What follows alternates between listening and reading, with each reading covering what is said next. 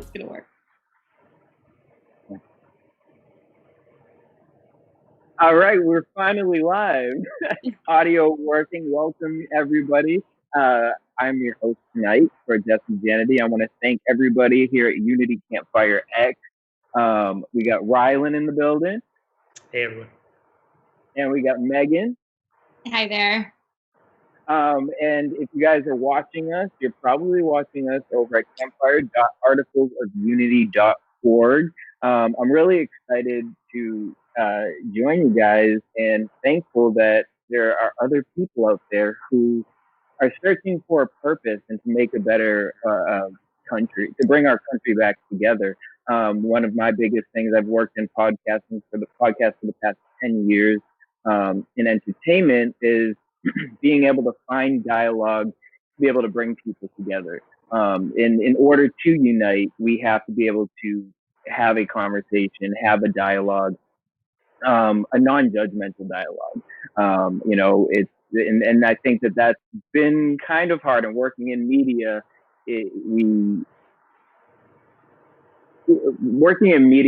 I've noticed that the media really pushes a different type of agenda to not really be able to. They say the messaging of bringing people together, but it comes across as very divided. I know. Rylan, if you wanted to talk about some of the campaigns and things going on with Unity right now. Sure. Thanks, Jesse. So a little bit of an update just on Unity more broadly. So we have suspended the Unity 2020 initiative, and this movement, Articles of Unity, remains intact. Where we're at right now is we have built a group for an initiative, which was this run for the White House in 2020. And because we drew approximately equally from Trump supporters, from Biden supporters, from the left and the right, and from unaffiliated or disenfranchised or people who were sick of politics type voters, we're in a place where it would be inappropriate to advise you to vote in any particular way for the presidency right now at this juncture. And so what that means is we developed a group based on a problem. And in brief, that is right now, there is a duopoly of governmental and political power that is in what I think you can only call a death spiral of heightening conflict and dysfunction and ultimately violence. And Unity was the antidote to that, the Unity 2020 movement.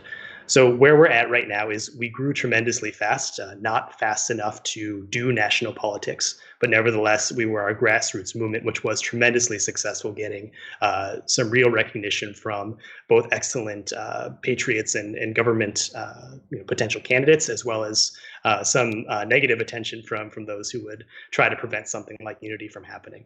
So in brief, what we are doing right now is we're taking a moment to be set up a little bit more sustainably for the long term. That will involve forming some sort of a legal entity. It will involve articulating a new focus, a new initiative that can govern our actions collectively moving forward. I think the important thing here is the problem has not gone away. We recognize that things are on track to continue getting worse, and we want to be very strategic and thoughtful about what our next efforts are. So please stay tuned. The email chain is a great way to reach us. Continue to check in on Articles of Unity, and especially the discussion platform, discuss.articlesofunity.org, as well as these live streams and more to come on that soon.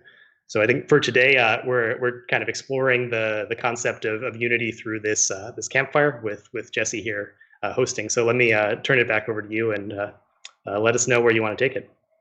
Yeah, so I want to have some fun. I want to do a little icebreaker. I want to definitely talk about the debates that happened the other day. Once again, what I love about this platform is people from all different political backgrounds, non-political backgrounds can come together and kind of share their ideas, again, in a non-judgmental place, right? So the first, I want to just talk about some basic stuff, right? I'm out here in Los Angeles, California, originally from the East Coast, and, grocery shopping, and all of a sudden I find out that the plastic bags, I have to pay 10 cents every time I use a plastic bag.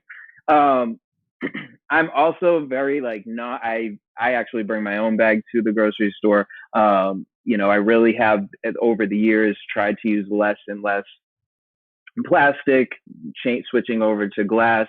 But obviously, a really big conversation out here has been, should plastic bags be banned? And I'd like to know what you guys think about this, because I look at it like this. Okay, you're charging me 10 cents for a plastic bag because you want to reduce the plastic waste, right? But then are we changing what the chicken is being sold in? Are we changing plastic throughout these different companies? It's like, what is y'all's take on reducing plastic? Rylan? Yeah, I see your eyes up there. I am. So in Texas, I live in Austin, and our big regional grocery store is the HEB, and we have the plastic bags that are quite sturdy. So I will say that in road trips, I've benefited a lot from being forced to use the sturdy bags, because when I'm looking in my closet, I have those. More broadly, I'm not in favor of banning plastic generally. I think we can probably do a little bit better on things that are both sturdy and biodegrade. But also, there's reclamation efforts to capture plastic back from landfills, and I'm optimistic about landfills as the future mines of all sorts of things. So broadly, no, I'm not in favor of banning them.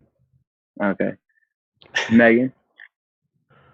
Yeah, so I think that it's important to, all do our part to contribute to, making our environment something that we can, live in long term. But I think that the issue is probably a lot bigger than any given, than banning plastic bags or something like that. I do agree that we need to look at it on a more macro scale. But I think that we have some very eager people to get onto our main topic today. So maybe Jesse, I'll take that. Let you take us to the debate. Sure. All right. Well, let's talk about the other night. We had the big show off, President Donald Trump and Vice President Joe Biden. It was titled as a political food fight. A lot of people went to Twitter during, after, complaining that they woke up from a political hangover or whatnot. I wanted to get what you guys' overall thoughts were. Tone. A lot of people, judged the moderator and how the actual debate was even, regulated. What was your kind of tone? What was your ideal overall thoughts on the debate, Megan? Yeah, so I think that we saw exactly the kind of conversation we don't want people to be modeling at home, right? Yeah. And it was pretty disappointing to kind of see that from people that are supposed to be our leaders, whether or not, one of them won't end up being president, but they still are figures that we are supposed to be able to look up to in the country. And it's pretty disappointing to see that kind of communication style back and forth. And I think that it really takes away from the issues. Like, I don't know, I don't know how you guys, about you guys, but for me at least, it was incredibly distracting and impossible to even hear what points they were trying to say, or positions, or anything about policy, because it was just talking over each other. And in a debate, of course, there's going to be a lot of opposition, but it was to the point where you couldn't even hear what either person was trying to say for the most part. Rylan?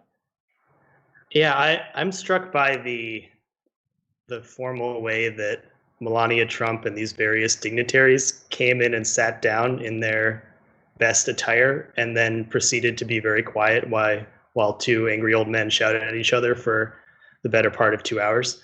So that was something strange, right? It's as if we do this great American tradition, except the actual substance of it was nothing great or traditional. I think all of the headlines that I've seen from left and right that it was extremely cantankerous and a bit of a disaster are what I also saw. And I'd love to know some of the viewers too, what you guys thought. I know a lot of people were bashing both of them, but taking a step back and looking at it, I rewatched it again. I took it as, two men going at each other, but I really felt Biden was more so trying to steer away from it. He kind of gave in a little bit. I mean, to me, Trump is hilarious. Scary, but also hilarious. A reality star, and that's what we're living in right now, watching this. You know, did you guys take away, like you said, Megan, I agree, no one really had, it was hard to even pay attention to any points due to the argument. Do you feel that anyone walked away a bigger person? Do you feel Joe did at all with this situation? I don't think it was becoming for either of them, to be honest. You know, for slightly different reasons, of course, but I think that really neither of them looked good in that debate. It made me even more frustrated that, you know, we've suspended the Unity 2020 initiative, because it's a time when I think, you know, they did our job for us by showing us why it's so important and why we need that. You know, just to kind of get onto that topic, when you look at Unity 2020, how would you be able to, in a perfect world, be able to sit these two together, or, you know what I mean, to even be able to work on a project together? Like, they started talking about taxes, right? How would you even be able to have the idea to grasp using the polar opposite examples of what they were giving that night? So when I observe what's going on, I think that we should recognize that while watching the full 90 or 120 minutes of it was totally insane, there's a huge amount of prep money. You're talking about hundreds of millions of dollars for these campaigns in place. So you have to, as an individual, square with yourself what that actual debate was with the obvious significance of who wins this election and the fact that there must have been that much prep. And I think the way that I interpreted it is basically both candidates, especially Trump, but both were fishing for clips.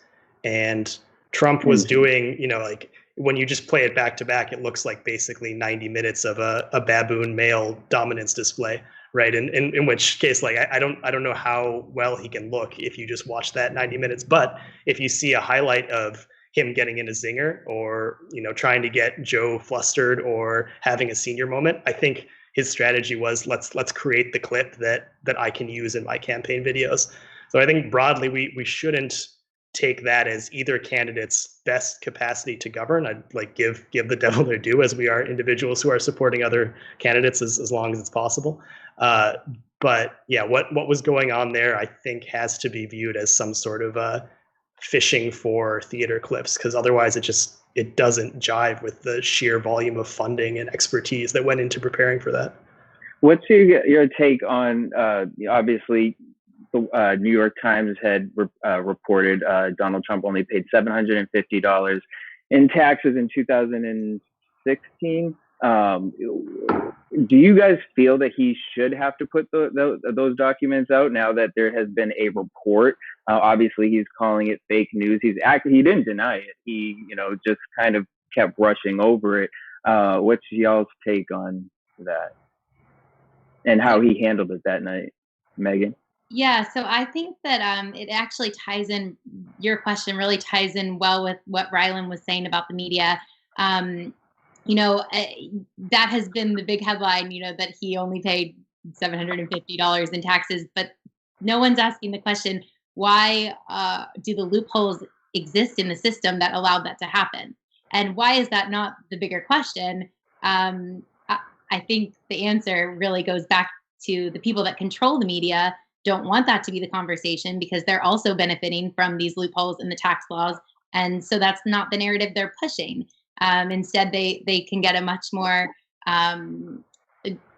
interesting story, I guess, using moral outrage as the center and directing the narrative in that way. And I think that it's time for us as active members of the public to say, like, no, we're not going to buy into you pushing us towards this outrage of moral or narrative of moral outrage all the time. Like, it's time to, like, look at things with a level head and you know, ask the harder questions and push back on that, instead of just kind of regurgitating what we hear from the media or on social media. or these like buzzy clips that Rylan was talking about. Did you feel that in that terms that was more of the moderator to kind of hit heavier versus kind of going more towards the media push? Yeah, I don't know if the moderator would have been able to successfully like make that point, given that the audience or the people he would be talking to are the two candidates. Like, I don't know if it was really the appropriate, like, kind of, I don't know if that question is meant to be posed to the candidates or really more, I see it as more of a question to the public in general. Like, and to the media outlets too. But I think, yeah, I do think that the moderator, I mean, is still part of the media, right? He's pushing for those clips on kind of on both sides as well. It gives more notoriety to the debate. I mean, it's what people want. It's what people listen to. My question is to the people, why? Do you feel like with something like this, like I know with the vice president debate coming up, they're going to kind of give it more of a town hall kind of feel? Do you feel like something like that is kind of a better way to work these debates?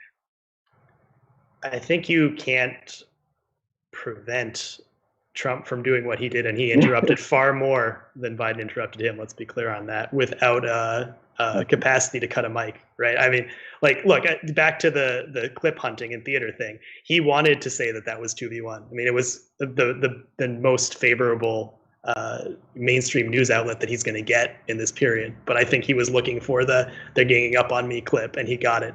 And a lot of basic functions like a debate does require that people follow rules, and it's sort of a shame that we have to resort to like a technical thing to make that work. But I would I think that performance, especially the Trump side of it, I would recommend that the debate next held have some sort of hard mechanism for cutting a mic, honestly. So next we moved into coronavirus, which obviously has been a hot topic the past few months. But it was also just kind of, you brought up Melania, or I thought it was really interesting at the end for Melania to get up there with no mask. And then you see Biden's wife with her mask on. How do you guys feel that Trump has handled with the coronavirus right now? Like, I'm starting to see businesses open back up, even though we're supposed to have this tier thing. Do you feel like there's been strict enough regulations? Do you feel that we are in a place to move forward with opening back up? Do you feel Trump has, I know he wanted to get businesses going, money going. A lot of people have been hurt right now, and I know that coming to the end of his election, he does not want a downfall when it comes to that. So do you feel he did this out of ego more so, opening up so early? Well, I think we should actually take a moment and try to give America a letter grade on this, right? I mean, it's not entirely straightforward, and you should try to actually look at the facts. I love the Worldometer site. I always use them for various things, but the corona is, it's more or less what the outlets think is right, and it has a lot of stats for each of the different countries. And so broadly, where America is at is, on a normalized deaths basis, so deaths per capita, deaths per million, we're 30th percentile, right? We're about as bad as the UK. We're better than Spain. We're better than South America. The countries that we think of ourselves as our junior peers, like Germany and Japan, and to some extent France, they're all doing better than us. There's this famous report now from Johns Hopkins in the fall of 2019, saying America had the best pandemic preparedness of any nation. So, like, I think you have to give us a D. I mean, maybe it's a D plus. I don't know. And that's got to fall squarely on the political leadership at the time, right? We had a divided government, but two of the three most important pieces, the presidency and the Senate, were held by Republicans in the form of Trump and McConnell. Pelosi held the House. And I think we didn't do utterly terribly, but we didn't do that well relative to other countries, and that should be a broad message that we can agree on just based on the raw numbers. Megan? Yeah, it's a really tough situation because I think that we are we definitely I don't think there are many people out there that are satisfied with how we've handled the coronavirus situation, and sometimes that's hard to sparse from like political, like how politics play into that. Whether would anything that anyone did be satisfactory? I certainly think there are things we have, like grave mistakes we have made here, and we could have. I expected a lot more from us, but it's interesting to see how really a health issue has become a hugely political issue in the country today. I think that I know we test most per capita, but we have also been inconsistent with our shutdowns. We are, citizens are inconsistent in if they're wearing masks or not. Our government has been inconsistent or in telling us like what is effective in preventing against this and treating as well. So there are a lot of issues I think that we're experiencing. But at the end of the day, it's a really tough situation because humans aren't meant to live like this. We are already living more separated from each other than ever before in history, especially with like the rise of the single family homes and separating like out of your parents' home at a younger age. Generations aren't living together. Communities are a lot more spread out than ever before. And this is going into the pandemic. And now to ask everyone to quarantine away from each other, like we're seeing, mental health issues are on the rise, like as a direct result of the isolation. And it's tough to kind of know how to balance the like health, both mental, physical, and economic of your country in an issue like this. So. I love that you touched on the mental health aspect of it because I want to get into the next topic that they talked about was race, civil unrest in the suburbs. Obviously we have gone through this and we've had to quarantine, and that does affect your mental health. People who have gone through PTSD who don't really realize what's actually going on with them. It takes 3 months of isolation for that to really set in and actually change chemicals in your body and whatnot. And to start, not even realizing you're going through a depression. I question, obviously President Trump, he talked about he wants to push the election back and he thinks that the mail-in ballots is going to be all of this, tampering with or whatnot. Are you guys worried about, I want to know what your take is as far as voting November 3rd comes. And do you think that the riots will be worse for one of the them to win? Do you think if Trump wins, that's gonna calm the America down in a certain way, or where do you think the riots would be heavier, or do you think it's just at this point we have to buckle up? Boy, that's such a weird mix, to be honest, of the topics, right? It's like civil unrest, race, mental health, but it's not even inappropriate. It's just that there are aspects of something so complicated that I really struggle to grapple with it.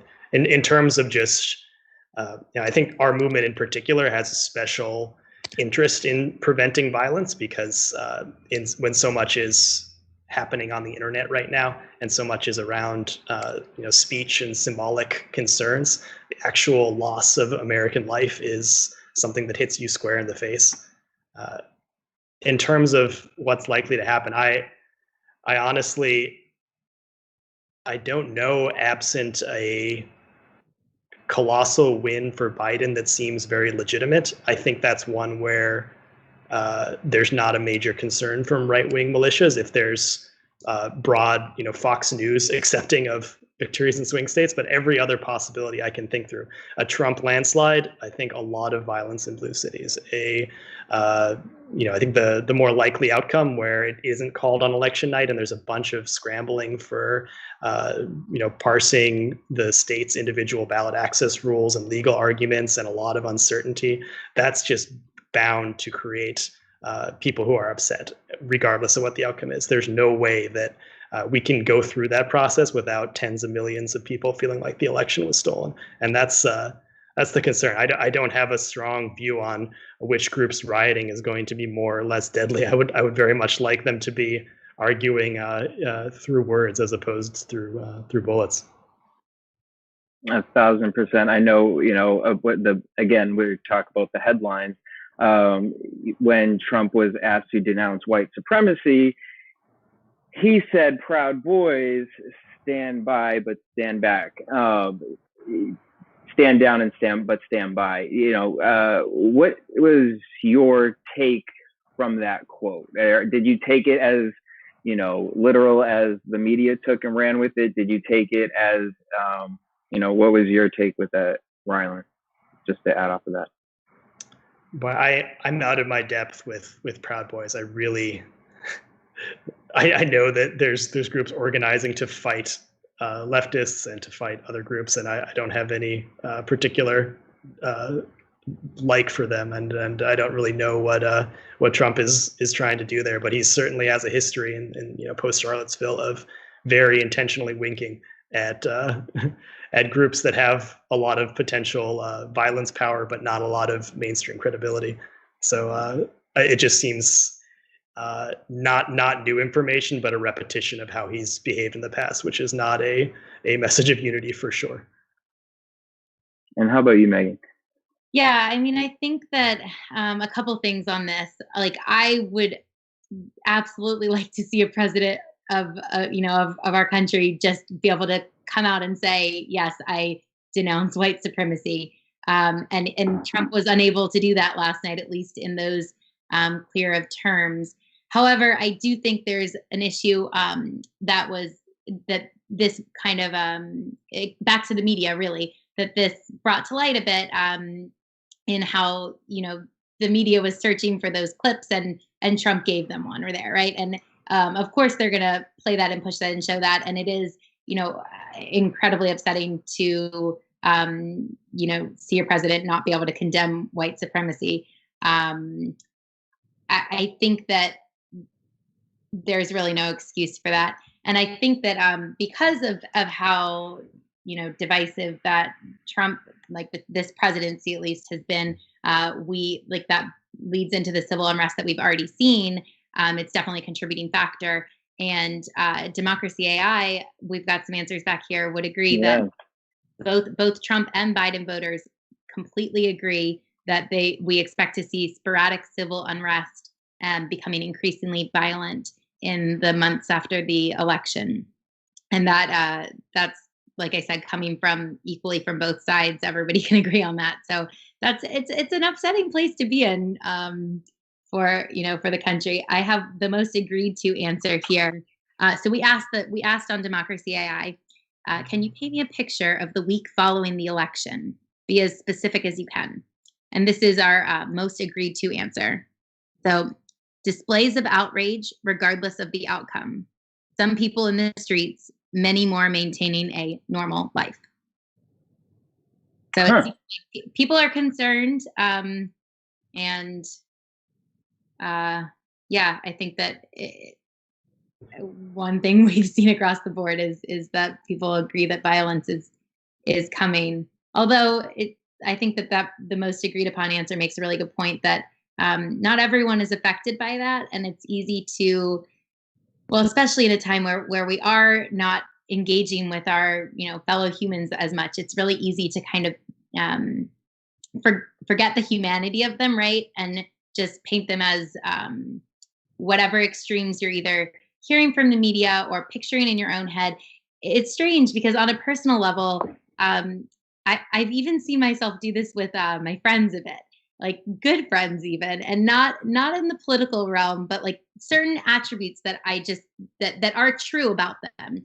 I remember so much stronger in my head. And then when I see them, it's a little bit of a different situation. So it's kind of interesting, if you think about, I don't know if that's happened to you at all, but if you think about how that can be, like, it's pretty benign in the case with my friends where it's just an attribute about them that I already am comfortable with. But in the case of strangers or loose acquaintances, when you compare that to something like political or violent, it's like we forget that they are just people, and we put these like very extreme kind of not labels exactly, but views of who they are. And I think that Mhm. that's only compounded by our isolation with the coronavirus right now. And I know I kind of brushed really quickly past the coronavirus, and I'm wondering, Megan, do we if we have any questions in democracy AI that we had asked about coronavirus? Yeah, we did. So I think that it looked like the most agreed upon answer were that the states had a huge impact on how the situation played out with the coronavirus. And that makes sense because it was really up to, I think, the governors to make their own, like whether or not there was going to be a stay at home order or that kind of thing. Um, but the person who put that answer said that there hasn't been much to be concerned about where they were. Not exactly sure uh, where they are. But I think that we're getting a lot of feedback from Democracy AI in general about fraud with the upcoming election on both sides. People are worried about Antifa, in the streets, and then the Proud Boys and Patriots defending property and things like that. So it's seeming like, okay, it sounds like people are agreeing that Antifa will destroy and Proud Boys will defend property. So I think that you that's what we're getting from Democracy AI. It probably implies violence on both ends, but it's an interesting perspective, right? And what I want to know, kind of dive into that actually. Obviously we saw with the Black Lives Matter movement, protests which turned into riots. A lot of it too was being misled by the media. There were a lot of out here in LA protests that I had gone to, and the news had played total separate clips that had nothing to do with where I had gone. So that was an interesting. And again, it helped me with looking at this race differently because, at a younger age, I had seen stuff on TV, the riots, and the LA riots on TV and whatnot. But, to not be in it, not to be a part of it. And then for this year to be a part of something like that, personally, I stayed away from anywhere where there were, because there were riots, 100%. But what is your take as far as this? This side, they're saying that the Proud Boys will defend, and Antifa will obviously cause a havoc. A lot of people are saying that these Proud Boys cause, the same amount of racket and riot that Antifa causes in a different way. I mean, where do you guys sit on the line with that? I mean, I know we kind of got Rylan. Megan, where do you?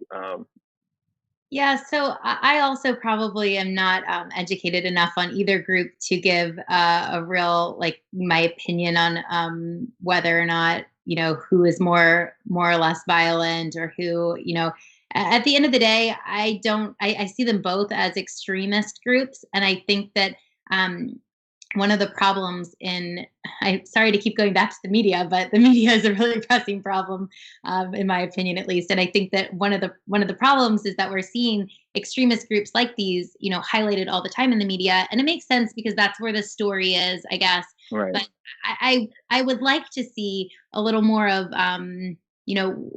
what's actually going on in people's daily lives and their experiences, and I think that seeing such extreme viewpoints and then associating them with some sort of label uh, makes kind of taints the view of the entire label, right? And pulls it to the more extreme. And so then Yeah.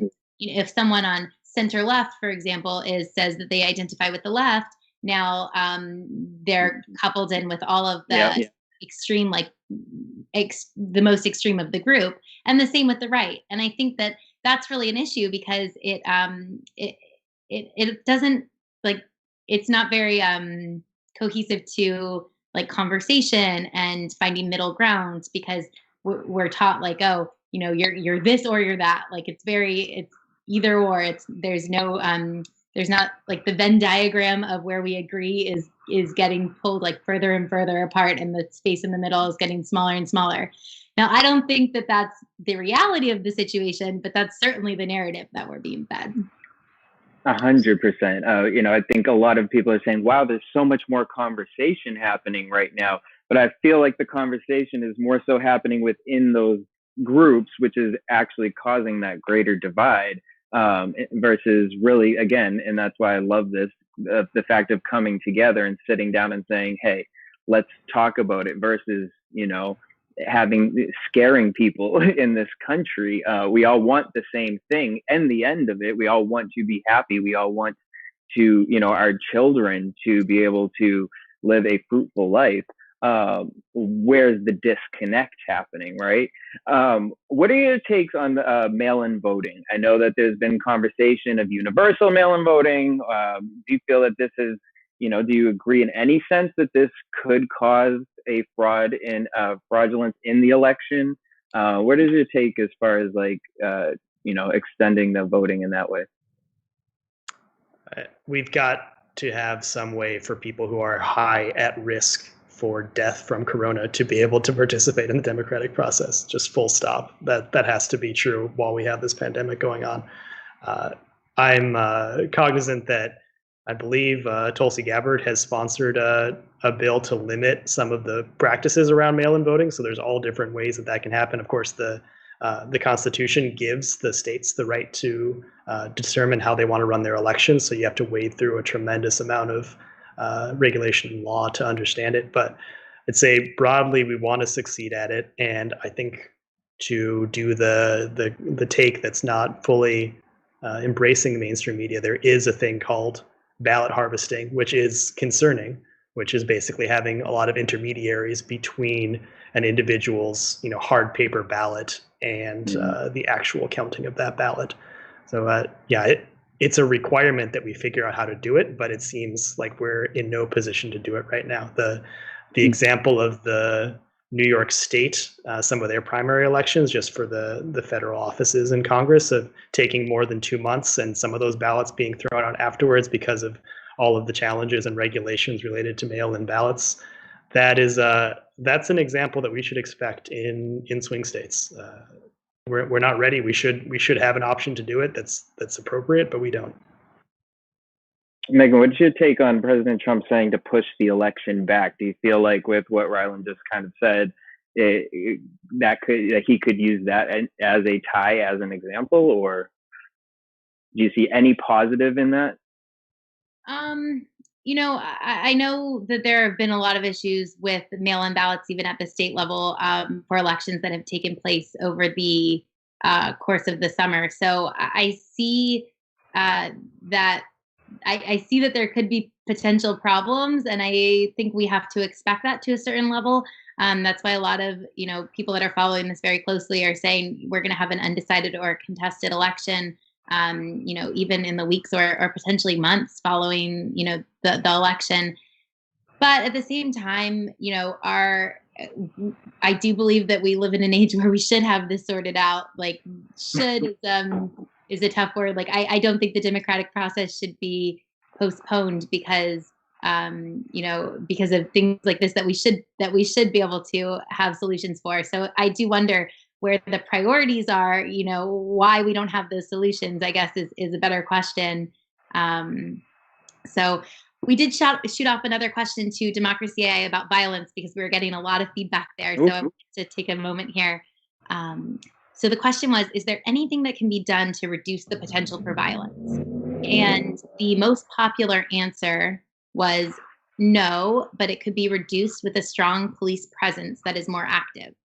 And we saw something interesting here. So we have the ability to segment out what type of voters, were self-reported, of course, who you're going to vote for, what type of people agreed with this or not. And while this was by far the most popular answer, everyone was agreeing with it except Biden voters. So I think that that kind of brings up another, political separation here.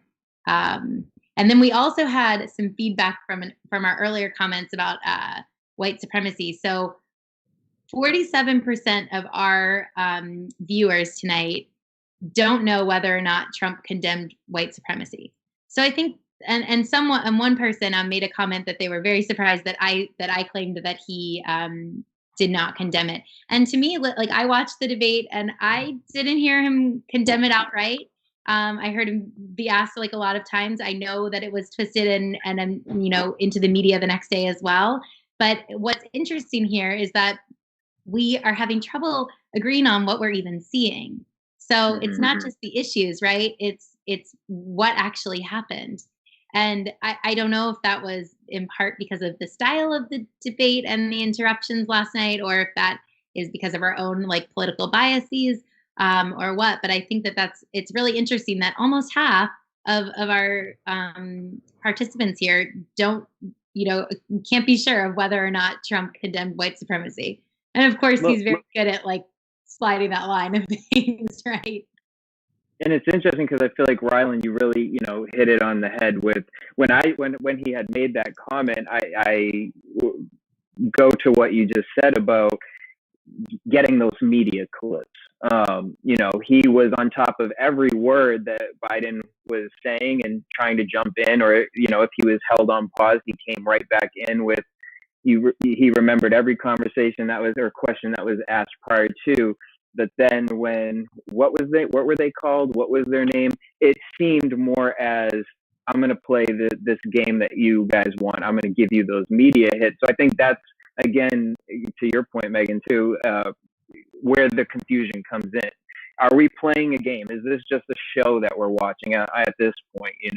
Where were the hard topics versus, again, trying to get those media clips?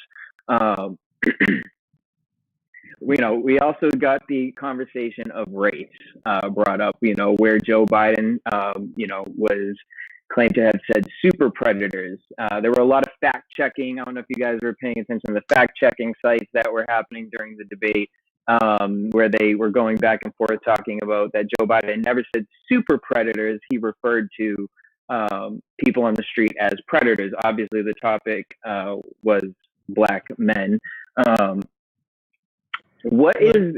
I think Jesse, we're at a point right now where you don't even have to be good to skirt the line anymore, right? There's such a divergence of media bubbles that you really don't even have to try. Like we're not like the point of this debate is like we could dissect their excellent rhetorical skills, but they didn't need them and they didn't display them. Neither candidate did there. The fact of the matter is that like the world where you're actively fighting for that median voter is so far in our past right now that I feel like we can almost dwell too much on the details of what they said for the art of it. And I think the reality is just that both of them are recognizing that they don't have to toe that line, right? They have there are industries devoted towards giving people additional headlines and brief news stories to click on, which are going to find the interpretation that works for that.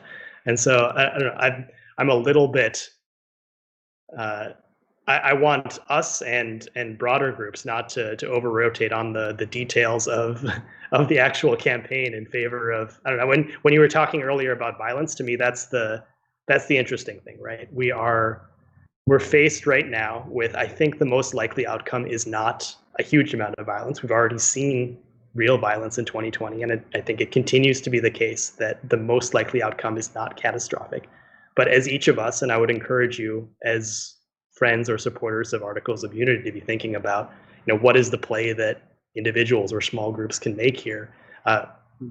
When you're planning your actions, you're not just planning for the most common outcome, right? The world where we skate by for a bit longer, that's probably the most likely one. But you have to start thinking about what are those tail cases, what are those edge cases that if there's a 10% chance that we have 1,000 people die from street violence and where that takes us, that feels like the angle that we're trying to work right now is for each of us, and more to come on that, I think, as we try to find what our leverage point is. But just don't take this debate as anything more than just the brief clip mongering that it was. The broad consensus of polls they look awfully similar to what national polls say broadly. So in other words, if you take how people thought the debate went, it's like, oh, like what is it? 40% thought that Trump won, and 50% thought that Biden won, and 10% are undecided. Oh, and if you poll people about who they're going to vote for,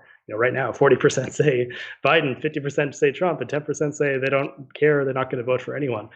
In terms of the impact of that debate, I think it's really important to try to talk about the issues among ourselves, but as far as those individuals themselves, there wasn't much content there.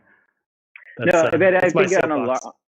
No, I agree, and I think on a larger scale, Megan, you were talking about looking at the macro picture, and I question, obviously in the end we have to look at the macro, but it really starts with your community, and it starts with you, and we're taking this apart. Everyone watched this, right? So to really sit there and break down what the headlines are saying versus what the actual information and what actually happened, when you can take somebody's word and throw it in somebody's face, but this is what people are digesting. So how do you start that conversation with people, with different sides, and bring them together to take these headlines and really chisel through them to have that conversation versus just saying like, well, it's a circus, so we're not going to pay attention to the circus. But how do we really take these topics which are being promoted on a mass level and break the myth, break the conversation through, and again, that's what we're doing here tonight, to really sit and go through what actually happened. It comes off gossipy, it comes off soap opera, but at the end of the day, that's what we witnessed, and that's what is being thrown around, and we're probably going to be running with that in the next 4 to 5 years. The thing of race for me moving into what this next election is going to be, I think 2020 has really put that conversation on the table. I don't know if it's really in a positive light. I think that it's something our country is healing right now. Would you say that both candidates have an understanding for that, or what's your take on that, on their stance with race? Megan, I ate up a lot of air. I'll let you go. Sorry. I lost you for a minute there. Sorry, I was getting a little bit of back end info here. But I think that these kind of conversations, are so important. And just to kind of reiterate that, and to, it's been harder and harder to have them in many ways, with the kind of divisiveness of where we've moved as in our culture, really. But I think it just starts small, right? Start with people and people that you feel comfortable with, and start talking and sharing different opinions, and keeping an open mind. It really kind of comes down to that, and being respectful. I think that once if you can do that, you'd start on a small scale and build it out. I think more people are receptive to it than we think. It goes back to what I was saying earlier about like the opinions, or I guess presumptions we make about others not always being that accurate. In fact, like, humans are actually pretty bad at judging what other people think or would do, or that kind of stuff. We're pretty bad at predicting that. So keeping that in mind, and just giving people a chance, and looking past like maybe their politics, and seeing if you can learn something and find any kind of common ground.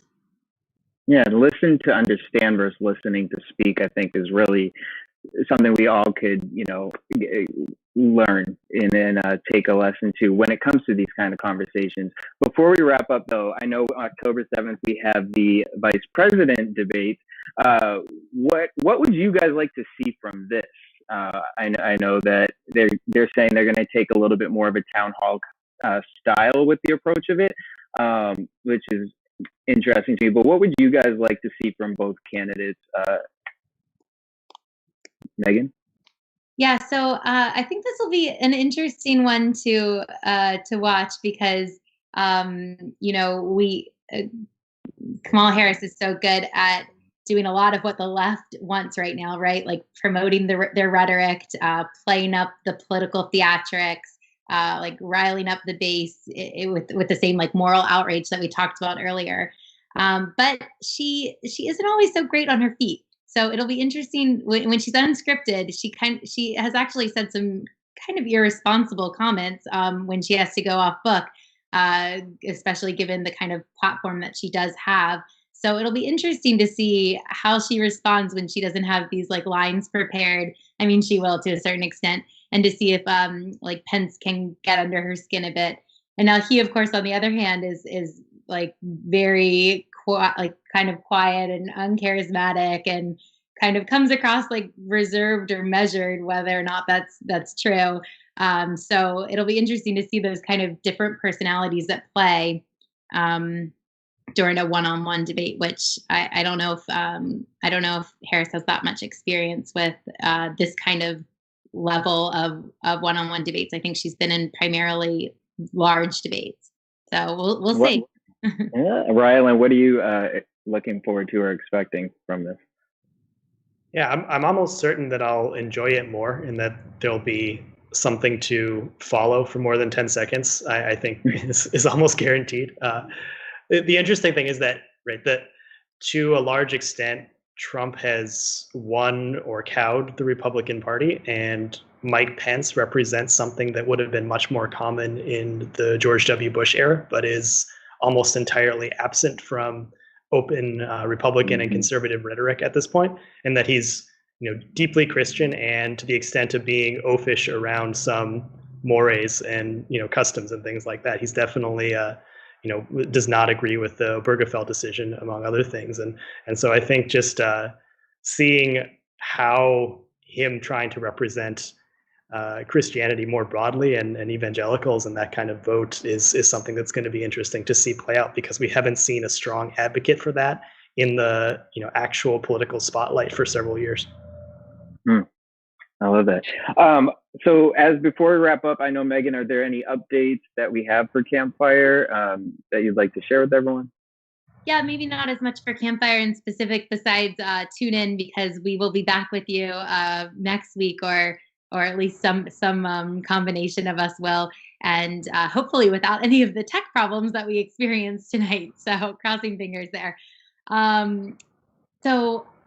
But about the unity movement in general, I think Rylan did a really good sum up in the beginning, so I won't repeat him here. But I will say, you know, it's really important, if you're interested in what our next solution will be, get on our mailing list, because that will be the first way that we have to communicate with you, and we can get the news out right away, and then you can decide from there if it's something that you want to support or not. But it will be definitely your best way to get the information the quickest. So that's at articlesofunity.org. You can sign up for the mailing list, and follow us on socials. We're going to get that information out to you just as fast as we can as well. So on Instagram, you've got us at Articles of Unity. On Twitter, we're at AO Unity Phoenix. As many of you know, our previous Twitter account was suspended during a trending campaign. So that's the account to follow from now on. And you've also got us at Facebook at Articles of Unity. So before we close off, we asked you guys, you know, what should Unity do next? And I want to just get in a couple of these top answers here. I'll leave you with this. So our top answers are: be prepared to act on a personal level to bring back civil conversations, and on a group level, stand ready to step in before chaos. So I think that's touched on a bit of what we talked about tonight, and maybe even took it a step further. So our other top answer was, what should Unity do next? Something big. Point me in a direction so I can get in there ASAP. I'm ready to move a mountain. And I think that's a sentiment we've seen in the organization quite a bit. So get on the mailing list, and hopefully we'll be able to tell you what that next something big is. Yeah, that's right. We're conscious of being effective as a scalpel. And I think there's some specific results about the level of access and other things we achieved in this movement that speak to that. So it's important that we not succumb to concept creep and just try to do everything right now. So please bear with us, but something big will come, and you'll be the first to know if you follow us. Sweet. Well, guys, I want to first of all thank you guys for your open, honest conversation. You know, it's very hard for a lot of people to actually, you know, put themselves out there and have these types of dialogues. So, which is why you guys are Unity leaders in the field, and I just want to thank you guys for being able to do that. And if you guys are watching this right now and you liked or enjoyed this conversation, hit that like button, hit that subscribe button, and leave us a comment down below. Join the conversation that we can, you know what I mean, continue to build and have that discussion with you guys. Thank you, Jesse. For being with us, Jesse. Thank you.